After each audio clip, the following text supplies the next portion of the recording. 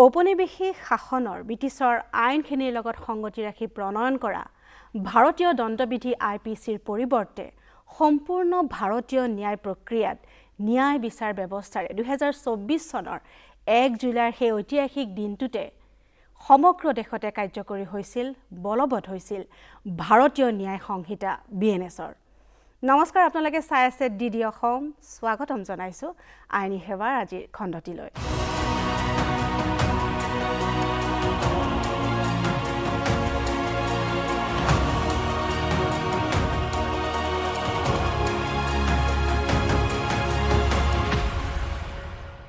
প্ৰিয় দৰ্শকসকল, ক'বলৈ গ'লে ভাৰতবৰ্ষৰ ক্ৰিমিনেল জাষ্টিছৰ ইতিহাসত এক আমূল পৰিৱৰ্তন সাধন কৰিছে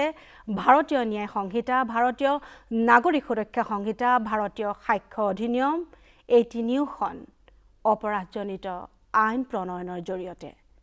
দৰ্শকসকল, আজি আইনী সেৱা এই অনুষ্ঠানটিত আমি আলোচনা কৰিম ভাৰতীয় ন্যায় সংহিতাৰ কাৰ্যকৰী হোৱাৰ পৰৱৰ্তী এই সময়ছোৱাত ন্যায় সংহিতাৰ ভাৰতীয় ন্যায় সংহিতাৰ যিসমূহ নীতি নিৰ্দেশনা, যিসমূহ পদক্ষেপ শাস্তিকেন্দ্ৰিক পদ্ধতিৰ পৰা ন্যায় কেন্দ্ৰিক পদ্ধতিলৈ আহোঁতে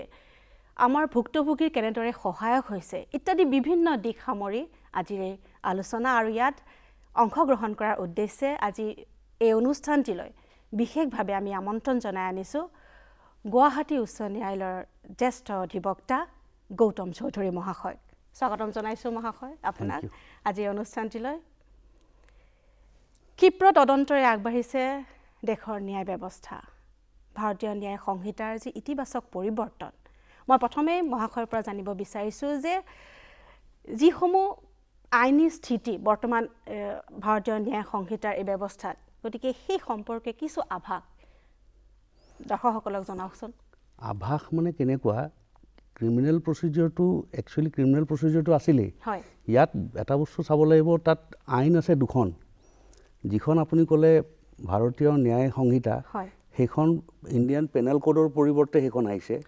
পেনেল কোডখনত কিন্তু খালি পানিছমেণ্ট কিমান হ'ব সেইটোহে উল্লেখ আছে, আৰু সেইকেইটা দণ্ড কি হ'ব সেইটোহে উল্লেখ আছে। কিন্তু দণ্ড দিয়াৰ যিটো প্ৰক্ৰিয়া সেইটো আছে যিখন ভাৰতীয় ন্যায় সামাজিক সংবিধান যিটো আছে, CRPC যিটো আছিলে, এতিয়া আমি BNSS বুলি কওঁ, ভাৰতীয় নাগৰিক সুৰক্ষা সংহিতা। গতিকে সেইখনৰ আধাৰত একচুৱেলি যিখিনি চেঞ্জ আহিছে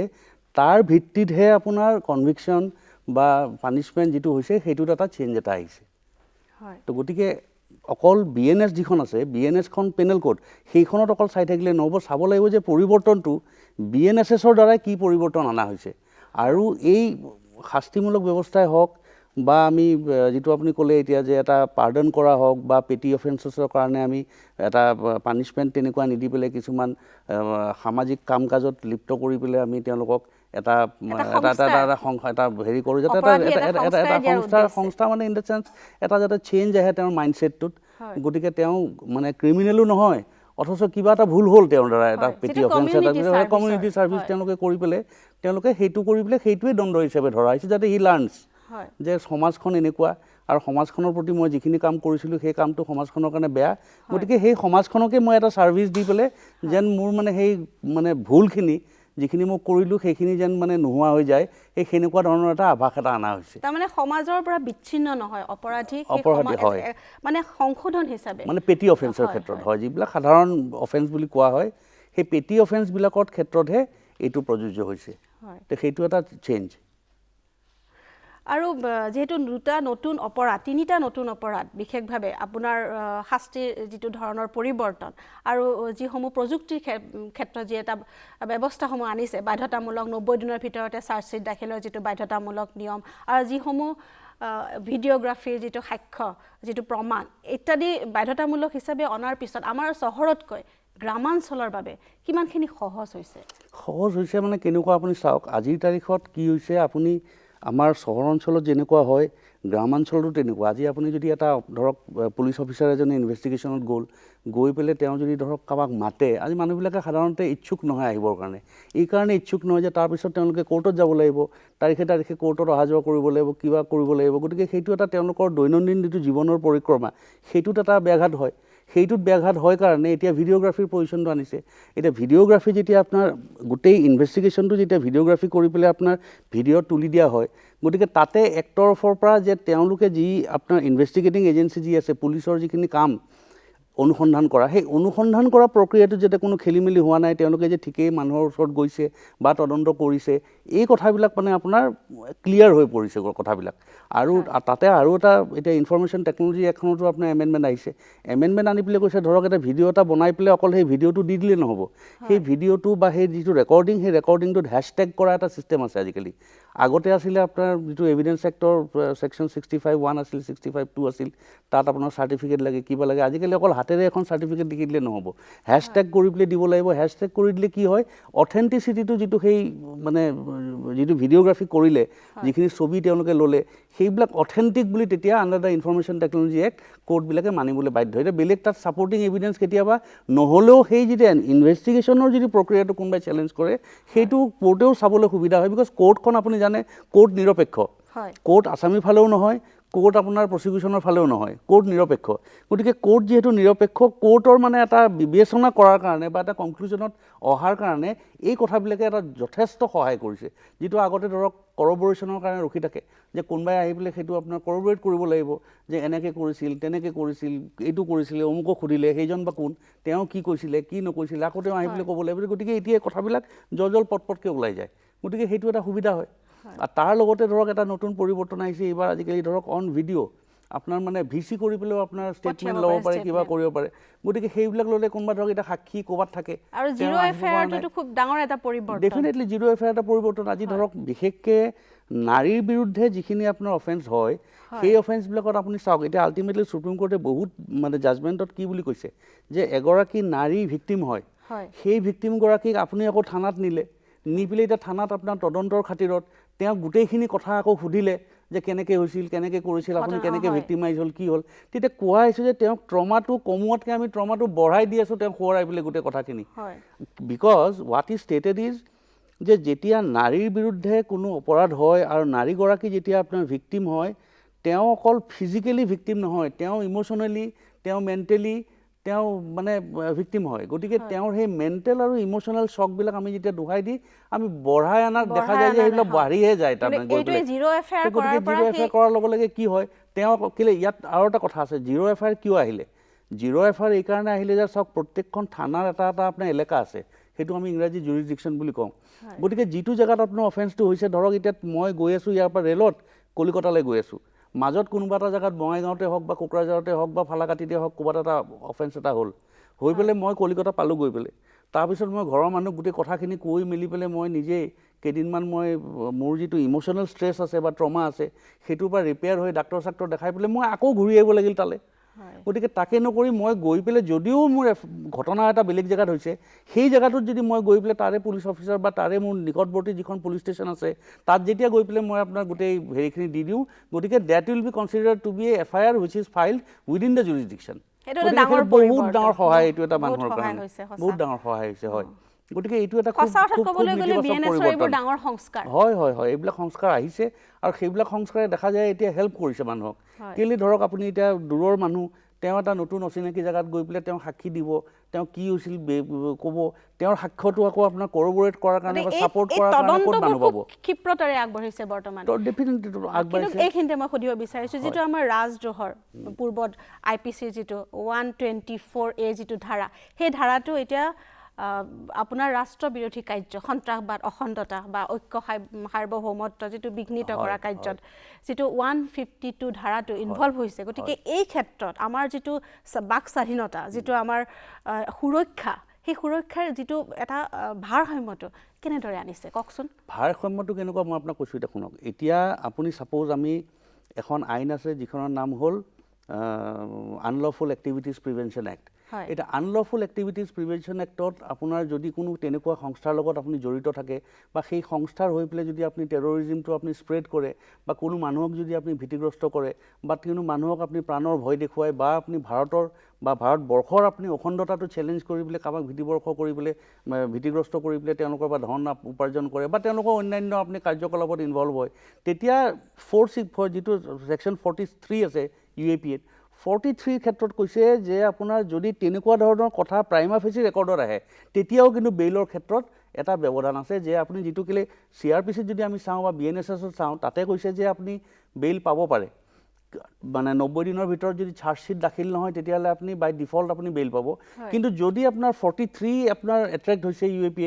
মানে আনলফুল এক্টিভিটিজ এক্টত বা তেনেকুৱা ধৰণৰ কিবা গভীৰ PMLA হওক বা তেনেকুৱা ধৰণৰ হওক হ'লে আপোনাৰ তেতিয়া তেওঁলোকৰ সেই বেইলটোৰ কাৰণে যিটো বাই ৰাইট তেওঁলোকে বেইলটো নাপালে আপোনাৰ কি হ'ব সেই মানুহজনক ধৰক সাধাৰণতে দেখা হৈছে সেই মানুহবিলাকৰ তেওঁলোকৰ নিজৰ নিজৰ জাগাত এটা ইনফ্লুৱেঞ্চ থাকে আৰু সেই ইনফ্লুৱেঞ্চটো তেওঁলোকে যদি অৱলম্বন কৰে এৰা খাই যায় ওলাই আহি পেলাই সেই ইনফ্লুৱেঞ্চটো তেওঁলোকে যদি আপোনাৰ খটুৱায় ইনফ্লুৱেঞ্চটো খটুৱালে কি হ'ব তেওঁলোকৰ সেই কথাটোত বা প্ৰচিকিউশ্যনৰ কথাখিনিত সাক্ষী নাপাব বিচাৰি তো সাক্ষী নাপালে আপোনাৰ পানিছমেণ্ট নহ'ব তো গতিকে এইবিলাক এটা ডাঙৰ পৰিৱৰ্তন হৈছে যাৰ দ্বাৰাই মানে অফেণ্ডাৰ যিবিলাক হয় সেই অফেণ্ডাৰবিলাক যাতে শাস্তি পায় সমাজখন যাতে আপোনাৰ মানে সুচাৰুৰূপে চলি থাকিব পাৰে কোনো ভয়ভীতি নোহোৱাকৈ এইটো এটা আপোনাৰ আমাৰ চেঞ্জ এটা পৰিৱৰ্তন এটা আহিছে ইয়াৰ লগত আৰু এটা কথা হৈছে এতিয়া ধৰক আগতে 1973 পৰা আপোনাৰ CRPCখন চলি আছে এটা গতানুগতিক দিশত চলি আছে যোনে যেনেকৈ কৰে তেনেকৈ কৰে কিন্তু এতিয়া নতুন আইনখন অহাৰ লগে লগে আপোনাৰ যিবিলাক ইনভেষ্টিগেটিং এজেঞ্চি আপোনাৰ অফিচাৰবিলাক থাকে তেওঁলোকৰ ট্ৰেইনিং হৈছে তেওঁলোকৰ ৱৰ্কশ্বপ হৈছে হোৱাৰ লগে লগে তেওঁলোকে ইনভেষ্টিগেশ্যনটো কেনেকৈ কৰিব তেওঁলোকে প্ৰমাণটো কেনেকৈ উলিয়াব সেই কথাবিলাকত তেওঁলোকে এক্সপাৰ্টবিলাকৰ পৰা পৰামৰ্শ লৈ পেলাই তেওঁলোকে সেইবিলাক লিপিবদ্ধ কৰিছে কৰি পেলাই তেওঁলোকৰ ট্ৰেইনিং হোৱাৰ লগে লগে তেওঁলোকে সেইবিলাক এপ্লাই কৰিছে আৰু এপ্লাই কৰাৰ লগে লগে দেখা গৈছে যে ইনভেষ্টিগেশ্যনটো প্ৰপাৰ হৈছে আৰু ইনভেষ্টিগেশ্যনটো যেতিয়া প্ৰপাৰ হয় তেতিয়া কি হয় যাৰ এগেইনষ্টে আপোনাৰ ইনভেষ্টিগেশ্যনটো হৈছে যাৰ এগেইনষ্টে আপোনাৰ কমপ্লেইনটো আহিছে যে কোনোবাই এই আপোনাৰ এটা অফেন্স কৰিছে বুলি বা এটা অফেন্সত ইনভলভ হৈছে বুলি ইনভেষ্টিগেশ্যনটো প্ৰপাৰ হ'লে কনভিকশ্যনটো আপোনাৰ ঠিক হৈ যায় এতিয়া কনভিকশ্যন ৰেটটো বাঢ়িছে কনভিকশ্যন ৰেটটো সেইকাৰণে বাঢ়িছে যে যিহেতুকে ইনভেষ্টিগেশ্যন প্ৰপাৰ হৈছে সেইকাৰণে আপোনাৰ কনভিকশ্যনৰ ৰেটটো বাঢ়িছে আৰু কনভিকশ্যনৰ ৰেটটো বাঢ়িলে কি হৈছে সমাজখনৰ কাৰণে সেইটো এটা খুব ডাঙৰ উপকাৰ যে সমাজৰ মানুহখিনিয়ে তেতিয়া ভাবিছে যে আমাক যিখিনি মানুহৰ পৰা ভীতিগ্ৰস্ত হৈ আছিলোঁ বা যি মানুহৰ পৰা আমি ভয় খাই আছিলোঁ বা আমি কাৰোবাৰ ভয়ত যদি কোনো মনৰ কথাটো আমি ক'ব নোৱাৰিছিলোঁ এতিয়া সুচাৰুৰূপে আমি ক'ব পাৰোঁ আমাৰ কোনো ভয় ভীতি সেনেকুৱা খাই থাকিবলৈ বা কাৰোৰ পৰা আমি সেনেকুৱা আমাৰ মানে এটা প্ৰেছাৰত মানে থাকিবলগীয়া আমাৰ সেনেকুৱা কোনো কথা নাই গতিকে সমাজখন ডেভেলপমেণ্ট যিটো হৈছে সমাজৰ ছ'চাইটি ডেভেলপমেণ্টত এইটো এটা ডাঙৰ কণ্ট্ৰিবিউশ্যন আৰু যেটো কমিউনিটি সাৰ্ভিসৰ ইতিমধ্যে আপুনি কথা ক'লে যদি এই যেটো আমাৰ আৰক্ষী চকীসমূহ প্ৰতিখন জিলাতে ইয়াৰ কিমানখিনি শাস্তি হিচাপে কিমান আগবাঢ়িছে এইটো ক্ষেত্ৰত সেইটো ক্ষেত্ৰত শাস্তি হিচাপে বহুত আগবঢ়া নাই আপুনি জানে ইয়াত এটা কেছ হৈছিলে য'ত সেইটো কেছত আপোনাৰ এটা মাইনৰ অফেণ্ডাৰ এটাই দেউতাকৰ খুব দামী গাড়ী এখন খুব জোৰে চলাই গৈ পেলাই সেই গাড়ীখনত বাটৰুৱা মানুহক আপোনাৰ চেপি পেলাই তেওঁ 4জন নে 5জন মানুহৰ মৃত্যু হৈছিলে কিন্তু যিহেতুকে তেওঁ মাইনৰ আছিলে গতিকে মাইনৰ থাকিলে আপোনাৰ কোৰ্টখন বেলেগ হয় ৰেগুলাৰ কোৰ্টত তেওঁ নাহে চিলড্ৰেন্স কোৰ্টত আপোনাৰ তেওঁলোকৰ বা জুভেনাইল কোৰ্টত তেওঁলোকৰ কেছ বিচাৰ হৈছিলে তেতিয়া এই কমিউনিটি সাৰ্ভিসৰ কথাটো ৰাখিবলৈ তেওঁক আপোনাৰ 300টা শব্দৰ এটা এছে লিখিব কৈছিলে অন ৰোড সেফটি বা on the basic of the society লিখিব কৈছিল সেইটো লৈ কিন্তু আপোনাৰ বহুত ডাঙৰ এটা আপোনাৰ তুমুল প্ৰতিক্ৰিয়া এটা সৃষ্টি হৈছিলে যে তেওঁ অফেন্সটো যদিও তেওঁ মাইনৰ কিন্তু তেওঁ যদি গাড়ীখন তেনেকৈ চলাই যাব পাৰিছে গাড়ীখন চলাই গৈ গাড়ীখনৰ কণ্ট্ৰোল কিমান কেনেকৈ কৰিব লাগে তেওঁ তেটো নাজানিলে বা নকৰি পেলাই আপোনাৰ এই যে মানুহখিনিক মহতিয়াই পেলালে তে সেইটো ক্ষেত্ৰত অকল চাইল্ড হিচাপে বা মাইনৰ হিচাপে তেওঁক চোৱাটো মানে সমাজে কৈছে যে সেইটো এটা ভুল গতিকে সেইটো দিশত এতিয়া এটা বিবেচনা চলি আছে যে হয়তো তেনেকুৱা ধৰণৰ কথাত আৰু বেলেগ আইনী প্ৰক্ৰিয়া এটা আৰম্ভ হ'ব বা কিবা নতুন আপোনাৰ তাতে এমেণ্ডমেণ্টছ কিছুমান আহিব এইটো মহতিয়াই নিয়া কাৰ্যটো যেটো হিট এণ্ড ৰান সেইটোৰ এটা ডাঙৰ সংস্কাৰ হৈছে হিট এণ্ড ৰান সংস্কাৰ হৈছে বিকজ হিট এণ্ড ৰান আজিকালি এনেকুৱা হৈছে যে আপুনি এতিয়া আগতে কি আছিল আইপিচিৰ আপোনাৰ সেকশন 279 338ত ৰেছ এণ্ড নেগলিজেন্ট ড্ৰাইভিঙত আপোনাৰ বা নেগলিজেন্সৰ কাৰণে কাৰোবাৰ ধৰক মৃত্যু হ'ল গতিকে সেই এক্সিডেণ্ট হোৱা কাৰ্যটোতে বা এক্সিডেণ্ট হ'ল মানে বাই এক্সিডেণ্ট হ'ল এটা বাই নেগলিজেন্স বা ৰেছ এণ্ড নেগলিজেন্স গতিকে সেই দুটা ধাৰাৰ ভিতৰতে আপোনাৰ পানিছমেণ্ট হৈছিল কিবা হৈছিলে কিন্তু এতিয়া কথাটো হৈছে যে যদি আপুনি কাৰোবাক সেনেকৈ খুন্দিয়াই মহতিয়াই তাৰ পৰা যদি গুচি যায় তেতিয়াহ'লে সেইটো এটা বেলেগ অফেন্স হয় সেইটোৰ কাৰণে আপোনাৰ পানিছমেণ্ট বেলেগ হ'ব গতিকে কথাটো হ'ল যে ঠিক আছে আপোনাৰ নেগলিজেন্স হ'ল আপোনাৰ ভুল হ'ল এক্সিডেণ্ট মানে ভুল এক্সিডেণ্ট মানে ধৰি লোৱা যায় যে সেইটো ইণ্টেনশ্যনেল নহয় কিন্তু যদি সেইটো ঘটনা হ'ল আপুনি ৰ'ব লাগিব তাতে আপুনি ৰৈ পেলাই যিখিনি ভিক্টিম হ'ল সেই ভিক্টিমখিনিক আপুনি হস্পিটেলত নিয়াৰ ক্ষেত্ৰতে হওক বা ফাৰ্ষ্ট এইড দিয়াৰ ক্ষেত্ৰতে হওক বা ওচৰৰ চকীত জনাই পেলাই মানুহ মাতি আনি নিজে নোৱাৰিলেও কাৰোবাক দি ব্যৱস্থাখিনি আপুনি কৰিব লাগিব গতিকে সেইটো এটা সমাজৰ সংস্কাৰ নহয় জানো কিয় আপুনি জানে যে এটা মানুহৰ যদি ব্ৰেইনত আঘাত পায় তো প্ৰথম 2 ঘণ্টা বা 3 ঘণ্টা খুব ক্ৰুচিয়েল সেই প্ৰথম 2 ঘণ্টা বা 3 ঘণ্টাৰ ভিতৰত যদি ডাক্তৰসমূহে যদি সেই মানুহজনক পায় আপোনাৰ ইমাৰ্জেঞ্চি যিবিলাক প্ৰচিডিউৰ থাকে সেইবিলাক যদি এপ্লাই কৰিলে মানুহজন বাচিব এতিয়া যদি আগৰ প্ৰক্ৰিয়াত আপুনি তেওঁ মাৰি থৈ গুচি গ'ল কোনোবাই পুলিচক খবৰ দিলে কেতিয়াবা পুলিচ আহিলে গতিকে এইটো এটা বিৰাট পদক্ষেপ এটা এইটো যাতে মানুহে একচুৱেলি ক্ৰাইম কৰাৰ পৰা মানুহ যাতে ডিটাৰ হয় এইটো ডিটাৰেণ্ট বুলি কয় যে দিজ আৰ অল ডিটাৰেণ্টছ যাতে মানুহে অফেন্স নকৰে আৰু লগতে আপোনাৰ সেইটো কৈছে যে মাইনৰে যদি গাড়ীখন লৈ যায় এতিয়া সাধাৰণতে ক্ৰিমিনেল কেছত কি হয় আপুনি অফেন্স কৰিলে আপুনি পানিশমেণ্ট পাব কিন্তু ইয়াৰ ক্ষেত্ৰত কি হয় যে যদি মাইনৰটোক আপুনি অভিভাৱক হৈ পেলাই আপুনি গাড়ীখন এৰি দিছে গাড়ীখন লৈ গৈছে অভিভাৱকো সমানে জগৰীয়া গতিকে যদি আপুনি গাড়ীখন কিনিছে আপুনি অভিভাৱক হয় আপোনাৰ ল'ৰাই যদি তেনেকৈ গাড়ী লৈ যায় বা আপোনাৰ ছোৱালীয়ে তেনেকৈ গাড়ী লৈ যায় বা সন্তানে গাড়ী ঘোঁৰা লৈ যায় পেলাই অফেন্স কৰে প্ৰথম কথাটো আহিব আপুনি দিছিলে কেলে উইদাউট হেভিং এ লাইচেন্স উইদাউট হেভিং এনি মানে এক্সপিৰিয়েঞ্চ সেনেকুৱা আপুনি দিছিলে কেলে গতিকে জগৰীয়া হ'ব গতিকে তেওঁলোকক কি হয় এতিয়া ঘৰত মাক বাপেক হ'লেও অভিভাৱক হ'লেও তেওঁলোকো সতৰ্ক হৈছে এতিয়া এই ব্যৱস্থাসমূহ এতিয়া যথেষ্টখিনি কাৰ্যকৰী চলি আছে সেইবিলাক এতিয়া গতিকে আমি দেখা যাওঁ এতিয়া এটা যদি আপুনি ডাটা চাই এতিয়া দেখিব যে তেনেধৰণৰ যিবিলাক আপোনাৰ কাৰ্যকলাপ আছিল তাতো আপোনাৰ যিটো পৰিমাণ সেই পৰিমাণটো যথেষ্ট হ্ৰাস পাইছে সেইটো কমি আহিছে গতিকে সংস্কাৰটো আনাৰ পৰা সেই বস্তুটো কমি সেইটো লাহে লাহে এৱেৰনেছটো যেতিয়া সৃষ্টি হৈছে হৈ পেলাই আপোনাৰ কমি আহিছে আৰু আজিকালি মানুহে এৱেৰনেছ সৃষ্টি কৰাৰ লগত মই যে ক'লোঁ আপোনাক 73 পৰা এখন ধৰক আইন চলি আহিছে কোনবা মানুহে 74 75 80 জন্ম হৈছে এইখিনিতে মই মাত দিব লাগিব এই আইনখন যেহেতু আপোনাৰ ইমান দিনৰ পৰা চলি আহিছে কিন্তু এটা মানুহৰ ধাৰণা যেটো এই আইনখনৰ যিসমূহ ধাৰা সেই ধাৰাসমূহ কিন্তু মনত ৰাখি আছে বিএনএছৰ ধাৰাসমূহৰ কিন্তু ইমান সজাগতা নাই মানে কথাটো হৈছে যে সজাগতা কোনে আনিব এতিয়া সজাগতা ধৰক আমাৰ নিচিনা যিখিনি আইনী মানে হেৰিটোৰ লগত জড়িত হৈ আছে আইনটোৱে আমাৰ ধৰক পেছাদাৰী বুলি ক'ব লাগিব এটা আইনজ্ঞ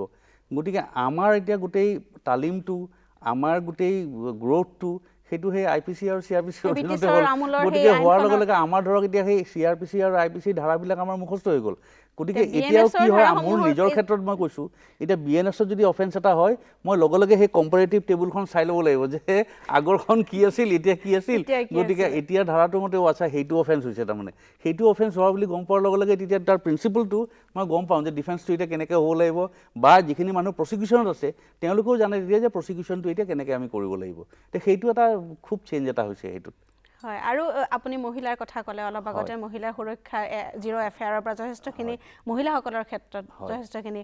সুফল লাভ কৰিছে গতিকে যিটো 69 যিটো ধাৰা মহিলাসকলৰ প্ৰলোভনেৰে চাকৰিৰ প্ৰলোভনেৰে কৰ্তব্যস্থানত শাৰীৰিক যিটো আতিশয্য গতিকে সেই ক্ষেত্ৰত কিমানখিনি সাফল্য বহুত সাফল্য হৈছে মানে কেলে মই আপোনাক যে ক'লোঁ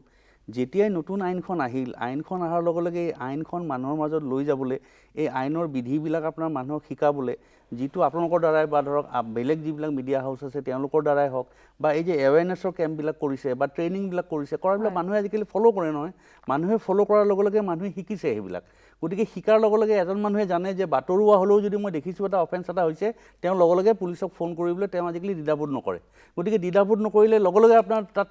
হেৰি হয় ইনভেষ্টিগেশ্যনটো আৰম্ভ হয় আৰু ইনভেষ্টিগেশ্যনটো কি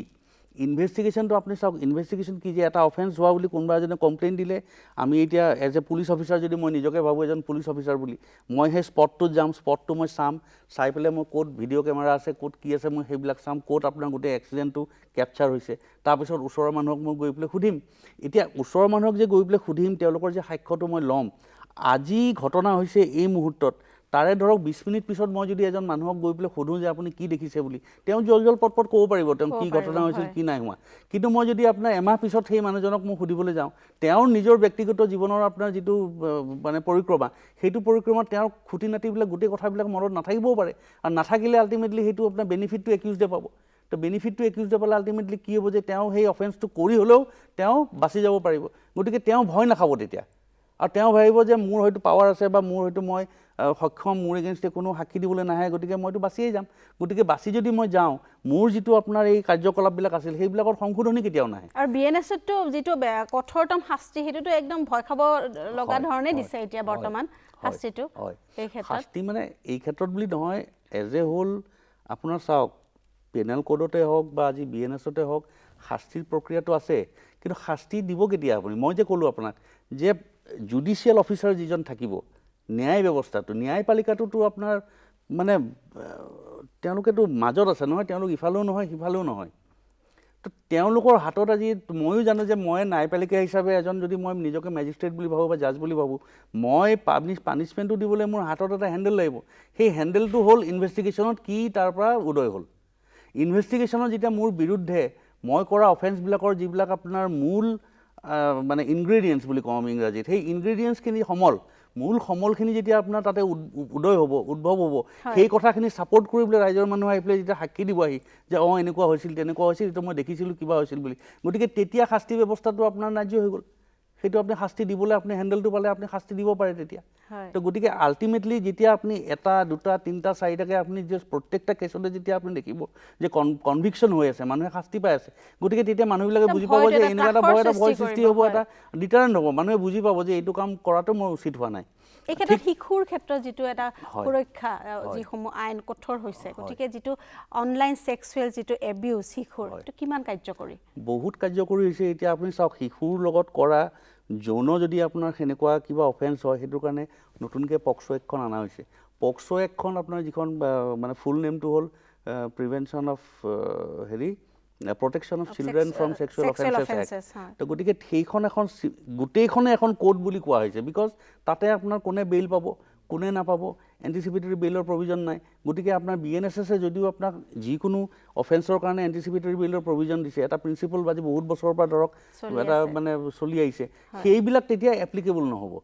ছেকেণ্ডত তাতে দ্বিতীয় কথাটো এইটো হ'ল যে এই পক্সোৰ আইনৰ অধীনত যিবিলাক অফেন্স আপোনাৰ ৰেজিষ্টাৰ হ'ব আৰু প্ৰচিকিউশ্যন হ'ব, তাতে সাক্ষীৰ যিটো প্ৰিন্সিপল, সেই প্ৰিন্সিপলটো ৰিভাৰ্ছ এভিডেন্স বুলি কৈছে। ৰিভাৰ্ছ এভিডেন্সটো কি? যে সাধাৰণ ন্যায়ৰ যিটো আপোনাৰ BNSSৰ আণ্ডাৰত বা BNSৰ অধীনত যিবিলাক অফেন্স হয়, সেইবিলাক অফেন্সত প্ৰিন্সিপলটো এইটোৱেই যে accused is presume to be innocent until prove to be guilty. যেতিয়ালৈকে তেওঁৰ বিৰুদ্ধে আপোনাৰ দোষটো সাব্যস্ত নহয়, তেওঁক ইন'চেণ্ট বুলিয়ে ধৰা হয়। ইয়াতে কিন্তু প্ৰিজম্পশ্যনটো হ'ল যে নহয়, তুমি দোষী। গতিকে ভাৰটো যিটো আপোনাৰ অনাৰ্ছ বুলি কয়, বাৰ্ডেন অফ এভিডেন্সটো আপোনাৰ প্ৰচিকিউশ্যনৰ ফালৰ পৰা ডিফেন্সলৈ চিফ্ট কৰিছে। তেওঁলোকে প্ৰমাণ কৰিব লাগিব যে সেই ঘটনাত তেওঁলোকে জড়িত নহয় বা তেওঁলোকে সেই ধৰণৰ অপৰাধবিলাক তেওঁলোকে কৰা নাই। গতিকে ৰিভাৰ্ছ এভিডেন্সটো অনাৰ লগে লগে আপোনাৰ বহুত ক্ষেত্ৰত প্ৰিজাম্পশ্যনটো আহিয়ে গ'ল যে তোমাৰ বিৰুদ্ধে এনেকুৱা ধৰণৰ এলিগেশ্যন আহিছে, মানে তুমি দোষ কৰিছা, এতিয়া তুমিহে প্ৰমাণ কৰিব লাগিব তুমি যে কৰা নাই। গতিকে এইটো এটা বেছিক ডিফাৰেঞ্চ, আৰু এই ডিফাৰেঞ্চৰ কাৰণে আজি আপুনি চাওক, পক্সো কেছত কোনেও ভবা নাছিল যে পক্সোৰ অধীনত আজি যিটো লেভেলত কেছ হ'ব ধৰিছে, কোনেও ভবা নাছিল যে এখন সভ্য সমাজত এনেকুৱা ধৰণৰ অফেন্স হয়। মানুহে আগতে শুনিছিলে, কিন্তু এতিয়া আপোনাৰ দেখিছে এতিয়া শাস্তি আপোনাৰ মিনিমাম শাস্তি 20 years প্ৰমাণ হোৱাৰ লগে লগে। গতিকে 20 বছৰ এজন মানুহৰ যেতিয়া আপোনাৰ জেল হয় আৰু মানুহে দেখি আছে যে মোৰ 20 বছৰ হৈছে জেল হৈছে বা কিবা হৈছে, গতিকে ডিটাৰেঞ্চটো আপোনাৰ আনি হৈছে। বিকজ ইয়াত কি হয়, আপোনাৰ মই ক'লোঁ যে মহিলাৰ এগৰাকীৰ কথা মই ক'লোঁ যে তেওঁ ফিজিকেলি অকল নহয়, তেওঁ ইম'চনেলি মৰেলি মেণ্টেলি বহুত ক্ষেত্ৰত তেওঁ আঘাতপ্ৰাপ্ত হয় এনেকুৱা ধৰণৰ অফেন্স হ'লে। কিন্তু এটা চাইল্ড এটাৰ য'ত আমি আজি কৈছোঁ যে এটা বাচ্চা এটা ডাঙৰ হোৱাৰ ক্ষেত্ৰত, তেওঁৰ গ্ৰ'থৰ ক্ষেত্ৰত এটা এনেকুৱা এনভাইৰনমেণ্ট পাব লাগে যে he is a complete man by the time he grows up. এনেকুৱা এটা অফেন্স হোৱাৰ লগে লগে সেই মানুহটোতো আপোনাৰ ডেভেলপমেণ্ট, তেওঁৰ থট প্ৰচেছ, তেওঁৰ মানে চিন্তাধাৰা, তেওঁৰ মেণ্টেল কেপাচিটি চব মানে সৰ্বগ্ৰস্ত হৈ যায় নহয়। তো চব ব্যতিক্ৰম হৈ গ'লে সেই মানুহটোতো প্ৰপাৰ গ্ৰ'থ নহ'ল। তো গ্ৰ'থ নহ'লে এজন চিটিজেনৰ যদি এটা বাচ্ছাৰ পৰা যদি প্ৰপাৰ 21-22 বছৰ হোৱালৈকে এটা গ্ৰ'থে নহয়, সেই ল'ৰাই যদি পঢ়া শুনা কৰিব নোৱাৰে, কাৰো লগত মিলা মিছা কৰিব নোৱাৰে, ভয়কৈ ৰুমত সোমাই থাকে, এটা আপোনাৰ মানে ডিপ্ৰেশ্যনত গৈ পেলাই আপোনাৰ হেৰি কৰি থাকিব লাগে, সদায় দৰৱ খাই থাকিব লাগে, তেতিয়াহ'লে সেই মানুহজন আপোনাৰ ডাঙৰ হৈ পেলাই এই দেশখনৰ বা নেশ্যনৰ আপোনাৰ এছেট কেনেকৈ হ'ব? হয়, খুব সুন্দৰ কথা আপুনি ক'লে, খুব তথ্য আগবঢ়ালে BNS সম্পৰ্কে, এই কাৰ্যকৰিতাৰ বৰ্তমান স্থিতি সম্পৰ্কে। গতিকে আমাৰ সময় তাকৰ, আমি অনুষ্ঠান সামৰিব লাগিব। এইখিনিতে ধন্যবাদ জ্ঞাপন কৰিলোঁ, আপোনাৰ বহুমূলীয়া সময়কণ আমাক দিলে। ধন্যবাদ। দৰ্শকসকল, ভাৰতীয় ন্যায়পালিকা, ভাৰতীয় লোকৰ দ্বাৰা প্ৰণয়ন কৰা আইনৰ জৰিয়তে এতিয়া দেশৰ ন্যায় ব্যৱস্থা পৰিচালিত হৈ আছে। গতিকে এই আইন সম্পৰ্কে দৰ্শকসকল অৱগত হওক। সংবিধান প্ৰদত্ত যিসমূহ অধিকাৰ, সেই অধিকাৰসমূহ যাতে খৰ্ব নহয়, কোনেও যাতে হস্তক্ষেপ কৰিব নোৱাৰে, তাৰ বাবে সজাগ হওক, আইন মানক। তাৰে কামনাৰে মই চয়নিকাই আজি এই অনুষ্ঠানটিৰ পৰা বিদায় মাগিছোঁ। ধন্যবাদ।